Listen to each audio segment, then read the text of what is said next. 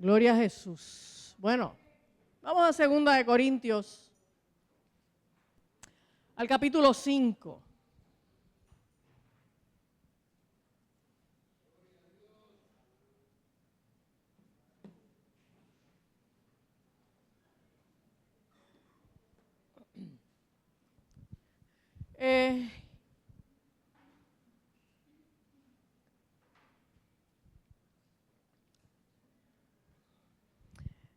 Después que tuve la experiencia de haber predicado de los 7 candeleros, porque Dios se encargó de dejarme saber a través de alguien que hiciera eso, yo me quedé con el cuestionamiento de si realmente Dios le había mostrado en sueños a alguien que me dijera a mí, que predicara de algo, y que todo eso fue solo para que hiciera aquellas 3 predicaciones. ¿Ok? Y entonces sentí la inquietud, todavía siento la inquietud en mi alma de que de verdad aquello era solo el principio de escudriñar unos temas que tienen que ver con el final de los tiempos. Y un darnos cuenta de que a veces nosotros estamos repitiendo como papagayos, Cristo viene pronto, pero de verdad nosotros no creemos que Cristo venga pronto, porque si nosotros creyéramos que Cristo de verdad está a las puertas y viene pronto y en cualquier momento puede ocurrir el arrebatamiento de la iglesia, nosotros estaríamos viviendo vidas bien distintas. Estaríamos viviendo vidas bien distintas porque tendríamos prioridades distintas. Cuando usted tiene prisa sobre algo, usted se enfoca en lo que es más importante y se olvida de lo demás. ¿Ok? Probablemente todos han tenido la experiencia de que viajan por avión y saben que si el vuelo sale a tal hora, el gate cierra unos minutos antes, tal vez unos 20 minutos antes en promedio, en lo que la gente se termina de acomodar. Y cuando se cerró la puerta, se cerró. Y tú no puedes llegar allí a decir, mira, pero lo que pasa es que no encontraba el blower para llevármelo. ¿Okay? Y si llegaste tarde, pues te quedaste. Entonces, todos los que sabemos eso y hemos tenido experiencia de viajar, sabemos que a la hora de la verdad hay cositas que tú dices, espérate, mira, esto, ¿sabes qué? Olvídate de eso. Déjame enfocarme en lo que es importante. Déjame llevarme el pasaporte, déjame asegurarme de que tengo los medicamentos, esas cosas que son indispensables. Lo demás lo compro allá. ¿Ok? Y nosotros los cristianos que nos atrevemos a decir que Cristo viene pronto, porque hay otros que ni piensan en eso. Pero los cristianos que nos atrevemos a decir que Cristo viene pronto, estamos viviendo el día a día como si de verdad eso no fuera así. Entonces, ¿qué tan pronto tú piensas que Cristo puede venir? Si ya todas las profecías que se tenían que cumplir antes del arrebatamiento de la iglesia ya se cumplieron. Quedan profecías por cumplirse, pero son posterior al arrebatamiento de la iglesia. Pero lo que pasa es que yo espero, cuando esas otras cosas ocurran, yo espero no estar aquí. ¿Ok? O sea, no piense que, bueno, pues si no voy en el arrebatamiento, pues entonces veo a ver cómo me manejo, ¿verdad? Durante la tribulación. Mira, si no lo lograste ahora que es más fácil, no lo vas a hacer en la tribulación. ¿Ok? Por lo tanto, aprovecha ahora. Aprovecha ahora. Y tú dirás, bueno, es que yo no estoy tan seguro de que el arrebatamiento es antes de la tribulación, qué sé yo qué. Bueno, pues si ocurriera que los que pensamos que el arrebatamiento es antes de la tribulación, si ocurriera que nos estamos equivocando, puede ser que nos estemos equivocando. Y los teólogos más serios siempre dejan abierto un espacio para la posibilidad de que estén haciendo una interpretación equivocada de algunas cosas. ¿Ok? Así que yo no me aferro de manera dogmática a decir es antes de la tribulación. Yo creo que es antes de la tribulación. Pero si ocurriera que me equivoco, pues ¿sabes qué? Si no estás preparado ahora para irte en el arrebatamiento, no vas a estar preparado para atravesar la tribulación. ¿Ok? Así que esto es palo si boga y palo si no boga. Amén. Y entonces creo que Dios me está poniendo carga por seguir hablando del final de los tiempos y seguir exhortando a la iglesia a estar preparada para lo que va a pasar. Lo que va a pasar, hermano. Lo que va a pasar, va a pasar. Y va a pasar cuando Dios quiere que pase. Y el día y la hora nadie la sabe y Dios quiere que estemos preparados todo el tiempo. Pero estamos ante una iglesia dormida. Por lo menos en este lado del planeta. ¿Ok? Hay países donde se está experimentando avivamiento del cristianismo, donde muchas personas se están convirtiendo, pero son casualmente países que están viviendo en situaciones de tribulación. ¿Ok? Pero los países que vivimos en la comodidad y en esta situación de tener nuestras necesidades suplidas, pues nos echamos para atrás, nos acomodamos y nos aferramos a lo terrenal. La gente que está viviendo un infierno en la tierra no se aferra a lo terrenal, lo que quiere es acabar de salir de la aflicción que están viviendo. Por lo tanto, probablemente es más fácil ganar almas para Cristo en este momento en Gaza, ¿okay? Y sembrar, venderle a alguien una esperanza de que un día ya no vas a vivir de la manera que vives y que hay un lugar donde no va a haber ni llanto ni dolor. Es fácil hacerlo en Corea del Norte, en Gaza, en Ucrania, en Venezuela. ¿Okay? Pero pretender decirle a un norteamericano que no piensa si va a comer hoy, sabe que va a comer, sabe que tiene donde dormir, sabe que tiene donde recibir atención médica. Pues de verdad, lo que nosotros estamos viviendo está nice, está chévere. Y cuando tú tienes un discurso para la iglesia que te ayuda a aferrarte a lo terrenal, porque vas a tener éxito, porque vas a prosperar, porque cada día vas a crecer más y vas a alcanzar tus metas. Y tus metas están a 10, a 15, a 20 años. Tú ves un futuro maravilloso aquí. Dios tiene cosas tremendas preparadas para ti. Pues entonces te aferras a este mundo porque este mundo es una maravilla. Amén. Y de esa manera, en tu mente, construyes la idea de que no quieres que Cristo venga todavía. ¿Ok? En vez de estar diciendo, ven Señor Jesús, le estás diciendo, Señor, espérate un ratito. Dame un break, no vengas todavía. Amén. Así que, como diría Carlos, después que habla 15 minutos y dice, esta es solo la introducción.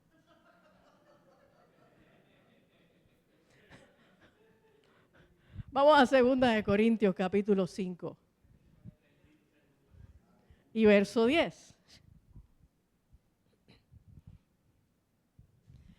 Y dice, porque es necesario que todos nosotros comparezcamos ante el tribunal de Cristo, para que cada uno reciba según lo que haya hecho mientras estaba en el cuerpo, sea bueno o sea malo. Y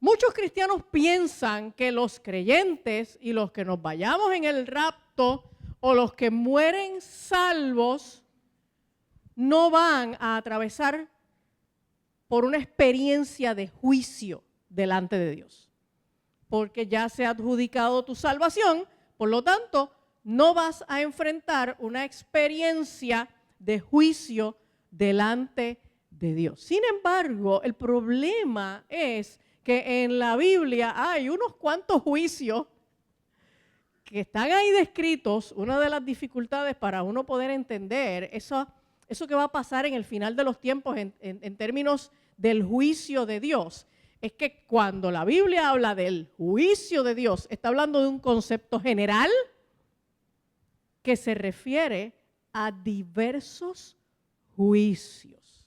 ¿Ok? Se van a juzgar por grupos. ¿Ok? Esto es como si tú de momento tienes una situación judicial y llegas a un tribunal general y tienes un caso de familia y llegas al sótano del Centro Judicial de Bayamón, en la carretera número 2, y tú dices, mira, que es que yo tengo una situación de familia y tengo un juicio y no sé qué. Y ellos te dicen, sí, pero lo que pasa es que esto es sala de investigaciones y el Tribunal de Familia es en la 167. Sigue siendo tribunal. Sigue perteneciendo a la Administración de Tribunales de Puerto Rico. Sigue siendo un lugar donde se hacen juicios, pero el juicio que a ti te toca no es en la carretera número 2, es en la 167. ¿Ok? Y entonces, todos vamos a tener que pararnos un día delante de Dios. Seamos creyentes o no. ¿Ok? Y específicamente, la Biblia habla del tribunal de Cristo, que es este que yo voy a hablar hoy, del juicio de Israel. En ese no vamos a estar nosotros. Aquí no hay nadie que sea israelita, ¿verdad? Del juicio de las naciones, del juicio a Satanás y a los demonios. Aquí tampoco hay nadie que sea un demonio, ¿ok? Y si hay, no se ha manifestado todavía. ¿Sí? Y habla del juicio del gran trono blanco. ¿Ok? Y cuando la Biblia habla de tribunal, el griego es la palabra bema y es esa cosa que usted ve ahí. Es una plataforma desde donde la persona que juzgaba emitía un dictamen, un juicio. Y la persona estaba en un nivel más elevado que la persona que se estaba juzgando, ¿verdad? Aquel que era acusado de algo, de lo que fuera. En Mateo 27 tenemos un ejemplo de esa palabra, Mateo 27, 19. Este es el momento en que Pilato está interrogando a Jesús y Jesús está siendo juzgado por Pilato. Y en el verso 19 dice, y estando él, o sea, Pilato, sentado en el tribunal, ¿estaba sentado dónde? Pues allá arriba, en la plataforma. O sea, Pilato no estaba, hay veces que yo he visto algunas películas en donde Pilato aparece aquí hablando con Jesús, tú sabes, como si fueran dos panas. Y no era así, o sea, Pilato estaba sentado en el tribunal y eso era una plataforma, lo que se le llamaba el tribunal era una plataforma elevada. Allá estaba Pilato y Jesús estaba allá abajo y entonces, estaban a una distancia en donde podían escuchar la voz uno del otro, pero no estaban en el mismo nivel. Pilato estaba allá arriba y Jesús estaba abajo. Y entonces es ahí donde él estaba sentado en el tribunal. Su mujer le mandó a decir. ¿Por qué su mujer le mandó a decir? Porque su mujer no podía subir allá arriba. ¿Por qué no podía subir allá arriba? Porque era mujer. porque era mujer, ¿ok? Y entonces su mujer le mandó a decir con alguno de los guardias, con alguno de los soplapotes, ¿verdad? De allí. Le dijo, no tengas nada que ver con este justo, porque hoy he padecido mucho en sueños a causa de él. Mira, yo tuve una pesadilla con este tipo. Mejor no hagas nada contra él. La realidad es que Pilato ya estaba advertido, pero no le hizo caso. Y entonces, pues la gran enseñanza es, mire, hágale caso a su mujer. ¿Ok?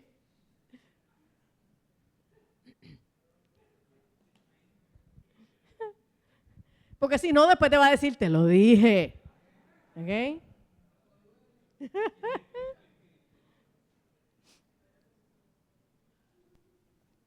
Entonces, si vamos a Juan capítulo 5,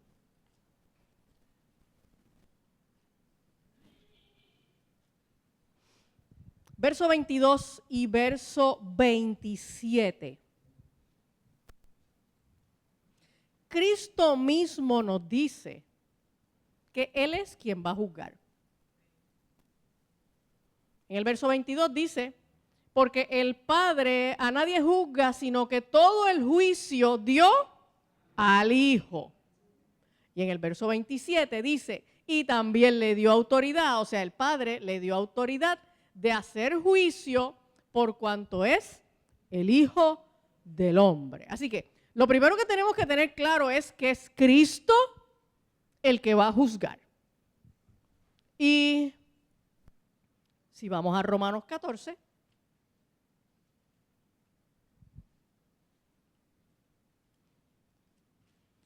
desde el verso 7,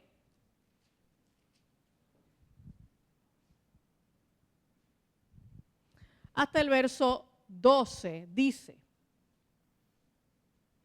porque ninguno de nosotros vive para sí y ninguno muere para sí, pues si vivimos, para el Señor vivimos, y si morimos, para el Señor morimos. Así pues, sea que vivamos o que muramos, del Señor somos. Porque Cristo para esto murió y resucitó y volvió a vivir para ser Señor así de los muertos como de los que viven. Pero tú, ¿por qué juzgas a tu hermano? O tú también, ¿por qué menosprecias a tu hermano? Porque todos compareceremos ante el tribunal de Cristo. Porque escrito está, vivo yo, dice el Señor, que ante mí se doblará toda rodilla y toda lengua confesará a Dios. De manera que cada uno de nosotros dará a Dios cuenta de sí. Por lo tanto, el pasaje de 1 de Corintios 5 que leímos y el pasaje de Romanos 14, que en ambos casos se está hablando a creyentes, se está hablando a la iglesia de Corinto, se está hablando a la iglesia de Roma, en ambos casos se está diciendo a los creyentes que van a tener que enfrentar juicio, que tienen que dar cuenta de sí. Esto no tiene que ver con adjudicar si eres salvo o no. Partimos de la premisa de que si eres creyente, pues has aceptado a Cristo como tu Salvador y ya eres salvo. Pero esto tiene que ver que aunque eres salvo, tienes que dar cuenta de ti, de lo que tú hiciste aquí en la tierra, como dijo Pablo en Romanos, sea bueno o sea malo, porque les doy una noticia. Hay cristianos que hacen cosas malas. ¿Ok? Sí. Y nosotros los creyentes podemos decir que vivimos en el anhelo de ser agradables a Dios, de vivir para Dios y de no vivir en pecado, de no pecar, pero lamentablemente no tenemos un récord perfecto.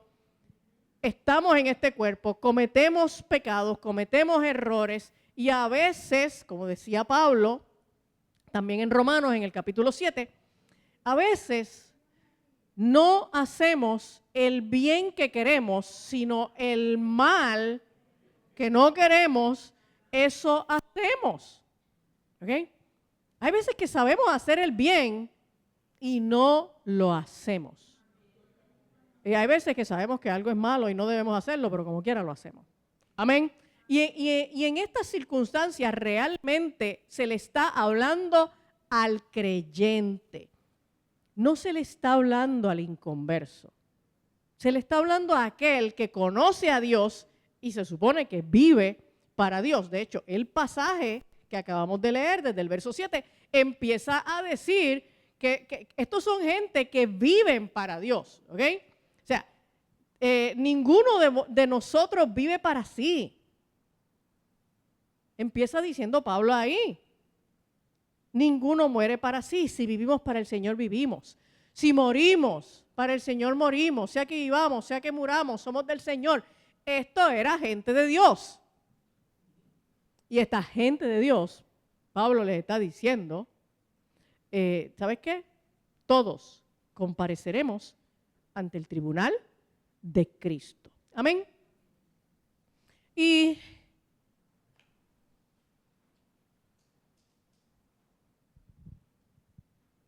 esto es un juicio en donde lo que se va a juzgar es la obra de cada uno. Si vamos a 1 Corintios capítulo 3.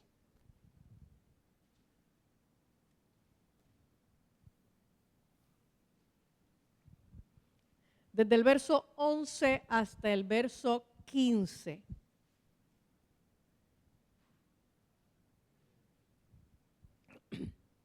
Dice, porque nadie puede poner otro fundamento que el que está puesto, el cual es Jesucristo. Y si sobre este fundamento alguno edificare oro, plata, piedras preciosas, madera, heno, hojarasca, la obra de cada uno se hará manifiesta porque el día la declarará, pues por el fuego será revelada y la obra de cada uno, cual sea, el fuego la probará. Si permaneciere la obra de alguno que sobreedificó, recibirá recompensa. Si la obra de alguno se quemare, él sufrirá pérdida, si bien él mismo será salvo, aunque así como por fuego. Así que estamos claros de que no estamos hablando del juicio en donde se adjudica quién es salvo y quién no. Esto es otro juicio.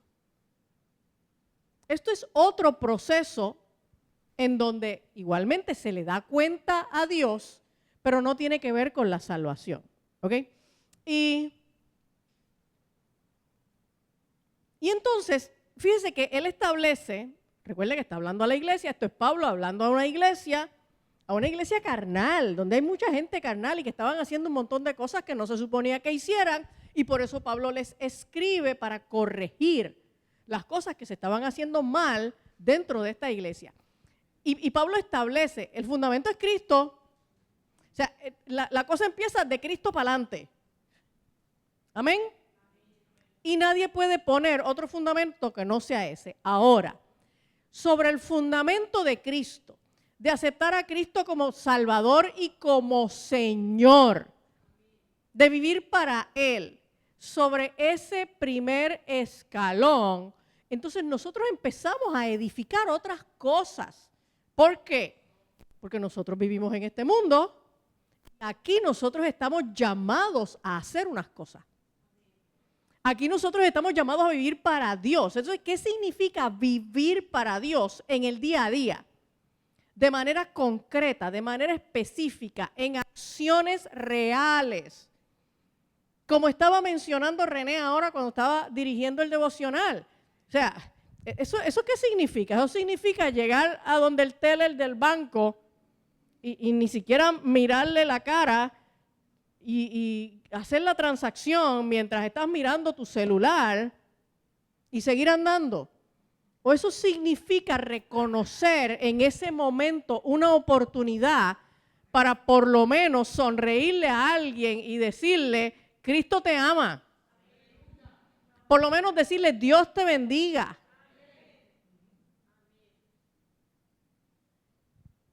O sea, ¿cómo nosotros podemos en el día a día traducir ese concepto de vivir para Dios. Si yo vivo para Dios, ¿qué es exactamente lo que hago para Él? ¿Qué es lo que yo hago en mi vivir para Dios? Eso es lo que está mencionando este pasaje de Primera de Corintios. Pablo dice que sobre el fundamento de Cristo, no de otra cosa, de Cristo, entonces algunos van a edificar oro, plata, piedras preciosas. Eso está chévere. Algunos van a edificar cosas de gran valor, pero no solamente cosas de gran valor, sino cosas que no se destruyen con el fuego. ¿Okay? Van a haber otros que van a edificar madera, heno, hojarasca. Oye, la madera es fuerte, la madera sirve para edificar. Tú puedes construir una casa con madera. El heno tiene una utilidad, es un alimento para animales, por supuesto. No coma heno, pero usted le puede dar heno a los caballos y a las cabras, ¿ok? Tiene una utilidad. Y la hojarasca, bueno, si se la das a Etsaida con la hojarasca, ella hace composta y todas esas cosas y saca de ahí un abono para las matas, ¿ok? Así que son cosas que pueden tener una utilidad, no es que no la tienen, que se pueden utilizar para algo. Pero cuando pasen por el fuego se van a quemar. Cuando pasen por el fuego no van a permanecer. Si bien no son cosas malas, pero son perecederas. El concepto aquí es ese, no estás haciendo cosas malas, pero son perecederas. ¿Me siguen? Y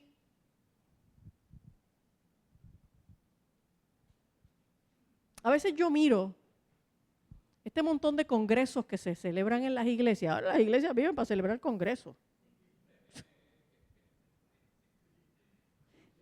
Oye, y algunos, no sé que son como que tienen utilidad.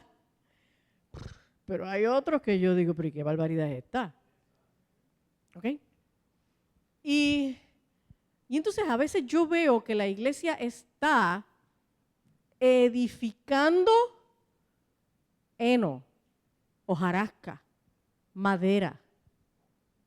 Okay, cosas que nos ayudan a sentirnos ocupados dentro de la iglesia y hacernos de la idea de que estamos sirviendo a Dios. Pero ¿eso para qué sirve? ¿Ok?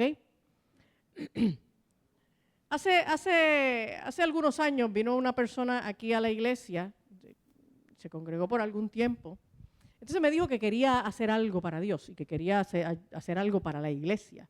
Y entonces, pues, como a mí Dios no me da los ministerios de la gente, o sea, bíblicamente Dios hace los llamados, Dios da los ministerios y yo tengo bien claro cuál es mi trabajo como pastora. Mi trabajo como pastora es capacitar a la iglesia para que cada uno cumpla su ministerio.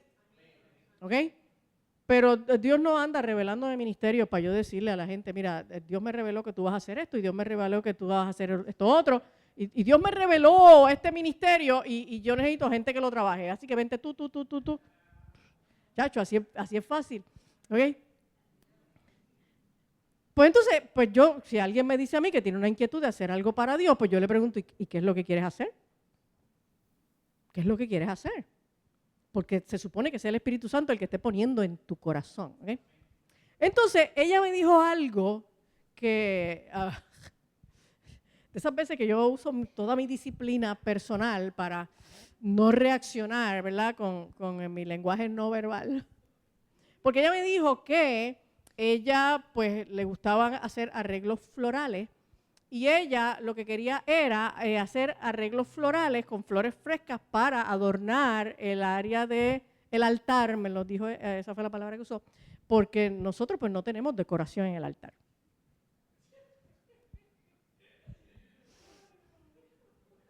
Yo que soy bien disciplinada,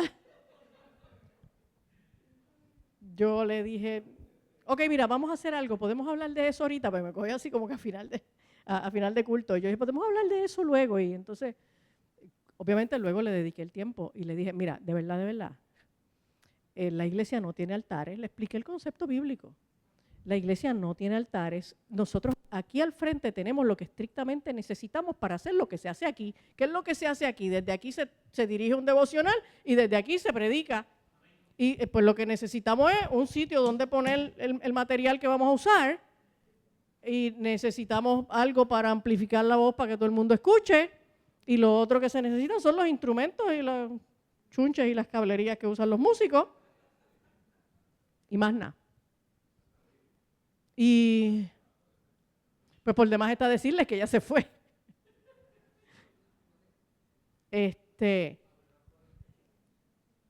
Entonces, yo no pienso que esta mujer es un hijo del diablo, yo no pienso que esta mujer se va a perder. Yo pienso que esta mujer es cristiana, yo pienso que esta mujer ama a Dios, pero está edificando hojarasca. O sea, si tienes chavos para flores frescas, ¿por qué mejor no coges esos chavos para tratado? ¿Me sigue? Entonces, nosotros vamos a pararnos delante del Señor en un momento dado en donde Él nos va a pedir cuentas de qué fue lo que nosotros hicimos como creyentes viviendo para Él. Y si lo que nosotros hicimos fue algo que va a poder salir al otro lado después de ser probado por fuego. Si lo que nosotros estamos sembrando es no perecedero. ¿Sabe qué? Lo único que es no perecedero son las almas que nos ganamos para Cristo. Todo lo demás se queda aquí. Todo lo demás se queda aquí. Lo único que tú vas a poder presentarle al Señor el día que te diga, ¿qué fue lo que tú edificaste? ¿Fue oro, plata o piedras preciosas? ¿O fue madera, heno y hojarasca? Ese día se supone que tú mires para atrás y digas, no, mira, si aquí está fulano y sutano y mengano y todo esto yo les prediqué. Y entonces Dios va a decir, hermano, pues sí, pues fue lo que tú sembraste es no perecedero. No se quemó al ser probado por el fuego del juicio de Dios, por el fuego del tribunal de Cristo. Amén. De verdad, al Señor no le interesa que nosotros vivamos muy ocupados haciendo cosas que parece actividad cristiana, pero que no produce salvación en los que no le conocen. Lo que el Señor quiere es que nosotros nos ocupemos en extender el reino de Dios, en predicar el evangelio, en discipular a los que se conviertan. Eso es lo que al Señor le interesa. Y entonces el pasaje menciona además que en este juicio, esto no es juicio para saber si eres salvo o no, en este juicio se van a dar unas recompensas. Nos van a poner unas estrellitas, ¿ok? Y dice, si permaneciere la obra de alguno que sobreedificó, recibirá recompensa. Yo no sé cuál es la recompensa, pero bueno, pues una sorpresa, ¿ok? La Biblia no dice, pero alguna recompensa se va a recibir. Ahora, si la obra de alguno se quemare, él sufrirá pérdida. Mira, todo lo que tú te esforzaste, todo el tiempo, el dinero que tú invertiste en la obra que sea que hacías, que era madera, heno y hojarasca, todo eso se perdió. Pero tú como quiera te salvas, ¿ok? Aunque así como por fuego. O sea, vas a llegar tiznado.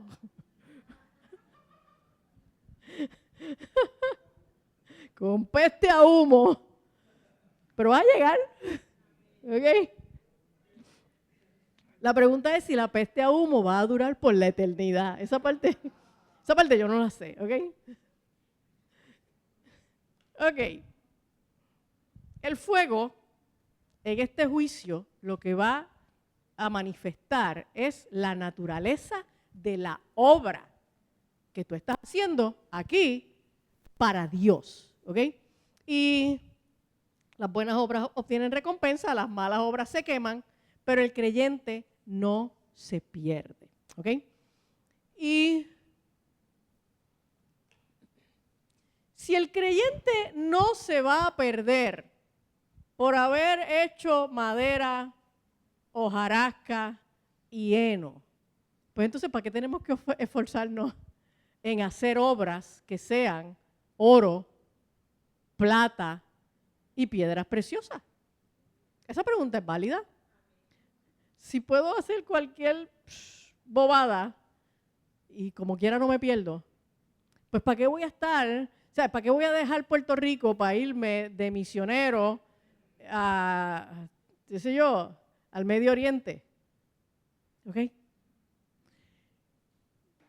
Pues los que se van de misioneros, pues, y están tratando de ganar almas para Cristo en lugares en donde están exponiendo la seguridad y la vida, pues probablemente estos son gente que van a recibir recompensa, que están sembrando oro, plata, piedras preciosas. Tú dices, pero si como quiera me voy a salvar, pues me puedo quedar, tú sabes, haciendo, qué sé yo, haciendo unos posts de versículos bíblicos para las redes sociales. Que nadie los lee, tú sabes, que nadie los lee, pero tú estás tranquilo ahí, en tu celular, en tu computadora, haciendo unas cositas ahí, creyéndote que estás fajado en la obra del Señor. ¿Ok? Vamos a tratar de contestarnos esa pregunta. Si es que es verdad. Si es que es verdad y la mayoría de ustedes lo piensa, pero nadie se atreve a decirlo. El problema no es lo que yo pienso, porque ustedes piensan igual que yo. El problema es que yo me atrevo a decirlo. Bueno, la primera razón es porque el pasaje nos dice que las buenas obras, las obras de oro, plata y piedras preciosas, esas recibirán recompensa de Dios. ¿No te gustaría recibir recompensa de Dios? ¿Eh? Oye, yo creo que sería un momento extraordinario tú estar ante el tribunal de Cristo ahí parado y que de momento te digan, ven para acá. Oye, buen siervo y fiel. Mira lo que tú hiciste. Oye, las personas que te ganaste para el Señor, las personas a las que tú discipulaste. Mira, oye, ¿tú sabes qué? Mira, te voy a poner una estrellita. ¡Guay! Tú con tu estrellita. ¿Ok? A mí me gustaría vivir ese momento. Si podemos vivir esa experiencia, ¿para qué vamos a llegar allí y que de momento Dios nos diga, ajá, próximo, ven acá? Pero sí que de lo que tú hiciste aquí no queda nada, todo se quemó. Pues está bien, entra, mijo, siéntate por ahí. ¿Sí? Y tú pues dirás, por lo menos me salvé. Por lo menos me salvé, me mandaron ahí a sentarme, tú sabes, pero está bien, por lo menos me salvé. Oye, pero si puedes aspirar a pararte delante del tribunal de Cristo y no ser avergonzado allí, todo lo contrario, recibir recompensa, pues ¿por qué no? ¿Ok? Ahora, en 2 Corintios capítulo 5, versos 6 al 9.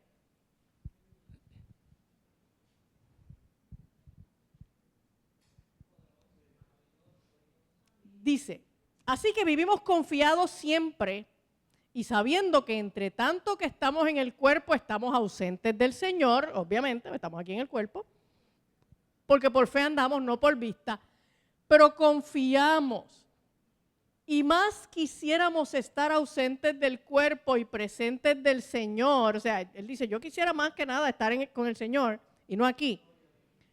Por tanto, procuramos también, o ausentes o presentes, serle agradables.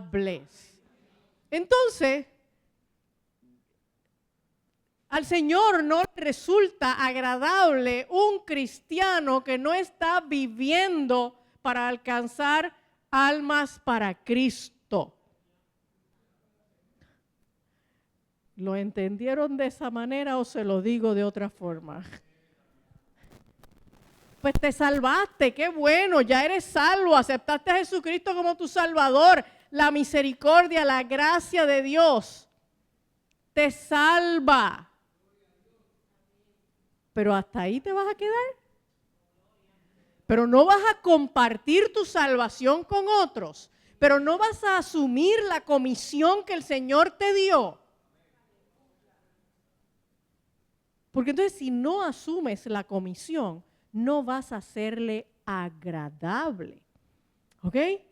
Y el verso 10, que fue con el que empezamos, voy a leer el 9 y el 10 de corrido para que le encuentre el sentido. Por tanto, procuramos también, o ausentes o presentes, serle agradable, porque es necesario que todos nosotros comparezcamos ante el tribunal de Cristo para que cada uno reciba según lo que haya hecho mientras estaba en el cuerpo, sea bueno o sea malo. Así que, aunque ya seamos salvos, o sea, la historia no termina el día que te convertiste. Ahí es que la historia empieza. Ahí es que empieza. Entonces, si queremos y procuramos serle agradables, lo hacemos porque sabemos que un día vamos a estar ante el tribunal de Cristo donde se van a juzgar nuestras obras. Y entonces este concepto es un concepto que apenas se enseña en la iglesia protestante porque la iglesia protestante probablemente en su afán de distanciarse de la doctrina católica que pone sobre las obras un potencial redentor, la iglesia católica habla de que las obras son importantes, necesarias, determinantes para la salvación. Las obras no determinan nuestra salvación. Las obras no determinan nuestra salvación. Pero tampoco es que las obras no importan para nada. Las obras son lo que Dios espera que hagamos en esta vida, porque un día vamos a tener que pararnos ante el tribunal de Cristo para darle cuenta por nuestras obras. Oh. ¿Ok?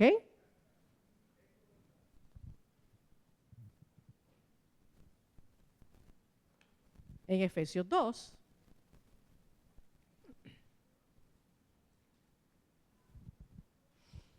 versos 8 al 10, dice, porque por gracia sois salvos por medio de la fe, y esto no de vosotros, pues es don de Dios. O sea, Pablo lo dice bien claro. Nosotros no ponemos nada para nuestra salvación. La salvación es un regalo de Dios, no tiene nada que ver con nosotros.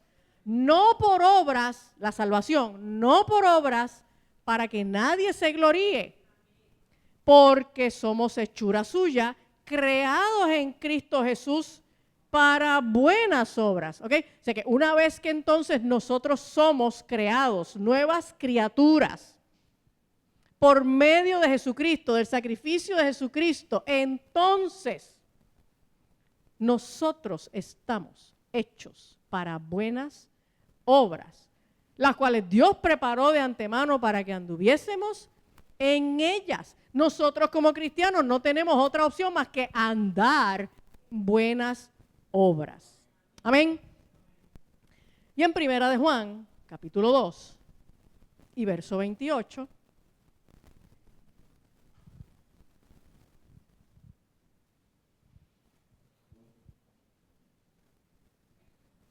dice Juan, y ahora, hijitos, permaneced en él, está hablándole a creyentes, para que cuando se manifieste tengamos confianza, para que en su venida no nos alejemos de él avergonzados. Está hablando de gente salva, pero de gente que cuando Cristo venga se van a pasar un bochorno. Van a pasar un bochorno. porque la obra no va a permanecer, porque se ocuparon en madera, heno y hojarasca. Amén.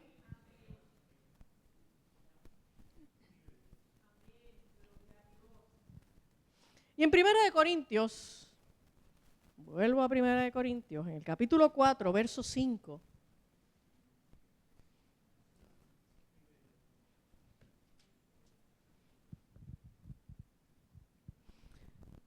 Dice, así que no juzguéis nada antes de tiempo hasta que venga el Señor, el cual aclarará también lo oculto de las tinieblas y manifestará las intenciones de los corazones, y entonces cada uno recibirá su alabanza de Dios. Porque el Señor va a venir no solamente a juzgar lo que tiene que ver con el quién es salvo y quién no es salvo. O sea, todos vamos a pasar por algún proceso de juicio, todos. ¿Ok? Y en el proceso de juicio que sea que nosotros vayamos a pasar, no solamente se evalúa nuestra obra, se evalúan nuestras intenciones. Se evalúan nuestras motivaciones, lo que estás haciendo, ¿por qué lo haces? ¿Lo estás haciendo para ser visto de los hombres? ¿Lo estás haciendo para obtener títulos en la iglesia? ¿Lo estás haciendo para gloriarte? ¿Para sentirte importante, para sentirte necesitado, ¿okay? ¿O lo estás haciendo solo porque quieres serle agradable a Dios? Esa debe ser la única motivación. Hacerlo porque las obras que hagamos son agradables delante de Dios. Y en Apocalipsis,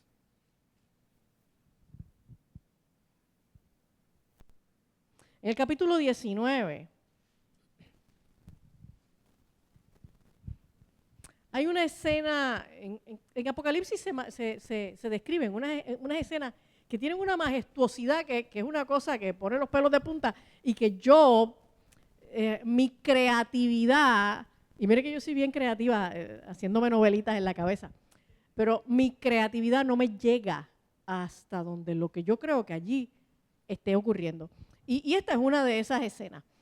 En Apocalipsis 19, versos 11 al 14, dice, entonces vi el cielo abierto, y he aquí un caballo blanco, y el que lo montaba se llamaba Fiel y Verdadero, y con justicia juzga y pelea.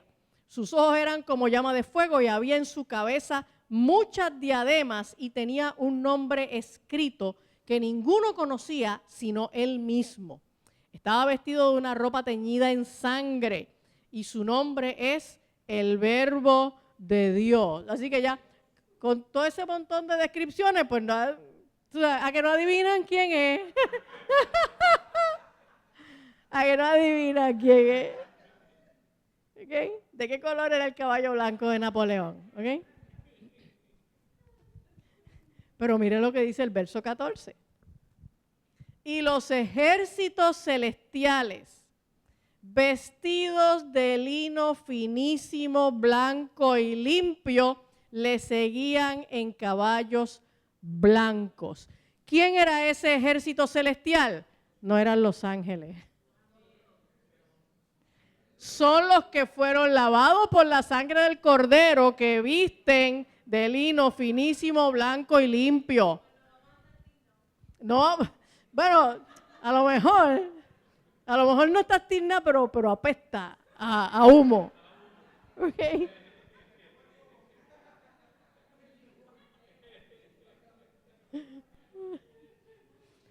Entonces, señores, si usted tiene esta idea de que un día usted va a estar como parte de ese ejército vestido de lino finísimo, blanco y limpio, y le seguían, usted estaba montado en un caballo blanco, ¿siguiendo a quién? Al que estaba montado en un caballo blanco, que se llama Fiel y Verdadero, que juzga con justicia, que sus ojos eran como llama de fuego, que tenía una muchas diademas en su cabeza y que su vestido estaba teñido en sangre. El verbo de Dios, señores. Este va a venir, porque nosotros decimos, no, porque él viene montado en un caballo blanco. Sí, él viene en un caballo blanco, pero detrás venimos nosotros en caballos blancos, vestidos de vestiduras blancas, limpias, de lino fino, resplandeciente.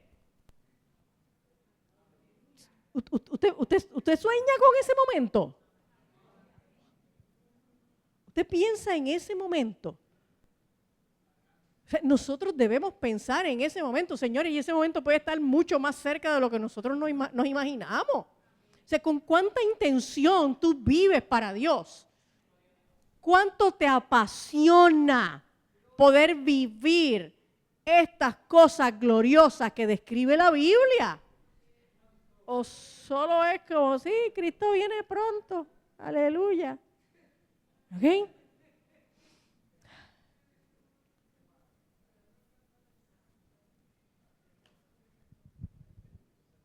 La iglesia resucitada y recompensada va a regresar con Cristo en su segunda venida, pero además se le va a conceder compartir el reinado en el trono. Por eso es que Apocalipsis 3:21, ¿vieron cómo llegué entonces a las 7 iglesias? ¿Ok? Por eso es que Apocalipsis 3:21 dice, al que venciere le daré que se siente conmigo en mi trono, así como yo he vencido y me he sentado con mi Padre en su trono. Pero además, tú no te vas a sentar allí en el trono porque es una butaca cómoda, reclinable, y te vas a sentar en el trono para, tú sabes, ver Netflix. Nos vamos a sentar en el trono, vamos a Apocalipsis 2, 26, 27, y luego 19 y 15.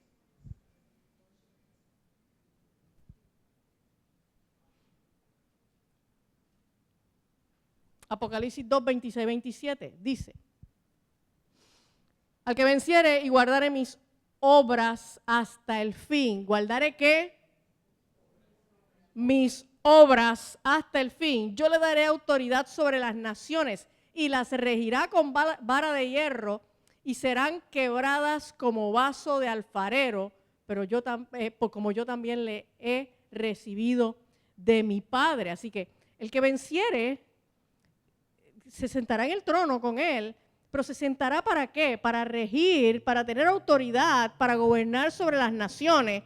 Y en el 19:15, ahí mismo en Apocalipsis, 19:15, dice, de su boca, después que viene el ejército de los caballos blancos con el ejército celestial montado en caballos blancos, dice, de su boca sale una espada aguda para herir con ella a las naciones y él las regirá con vara de hierro y él pisa el lagar del vino del furor de la ira del Dios Todopoderoso.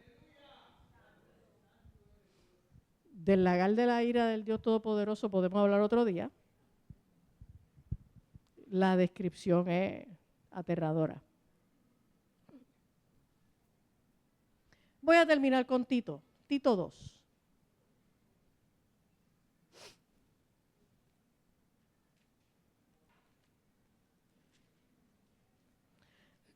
Del 11 al 14. Dice, porque la gracia de Dios se ha manifestado para salvación a todos los hombres, enseñándonos que renunciando a la impiedad y a los deseos mundanos, vivamos en este siglo sobria, justa y piadosamente, aguardando la esperanza bienaventurada y la manifestación gloriosa de nuestro gran Dios y Salvador Jesucristo, quien se dio a sí mismo por nosotros para redimirnos de toda iniquidad, o sea, para salvarnos y purificar para sí un pueblo propio, celoso de buenas obras. Este pueblo de Dios que nosotros somos en este momento es un pueblo creado para buenas obras. Y nosotros se supone que vivamos ocupados en buenas obras. Vamos a orar. Bendito tú eres, Señor. Bendito tú eres, Dios.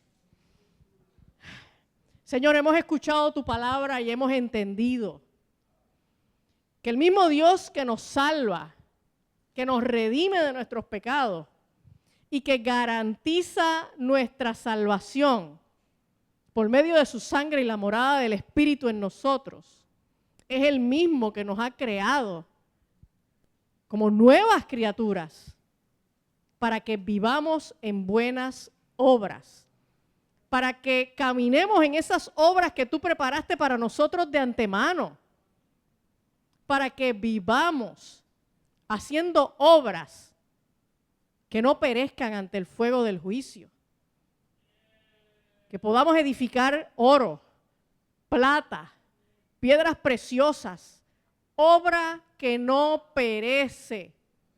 La obra que no perece frente al fuego son las almas que vengan al arrepentimiento y que puedan también junto con nosotros servir a Cristo, aquellos que podamos ganar para ti.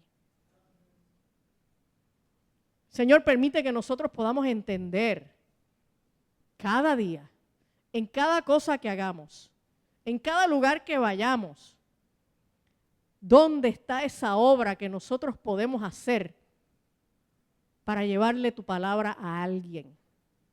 Que no vivamos, Señor, enfocados en nuestra propia faena y en nuestros afanes del día a día y que cuando lleguemos por la noche a nuestra casa solo pasamos por alto muchas oportunidades para poder hacer la buena obra. Tú nos creaste para buenas obras. Tú nos salvaste para que hagamos esta obra. Ayúdanos, Señor, a vivir todos los días con nuestros sentidos bien abiertos, buscando intencionalmente hacer obra que no perezca. En el nombre de Jesús, Señor, te damos las gracias, Padre. Gracias, Jesús. Amén. Amén. ¿Quién vive? A su nombre.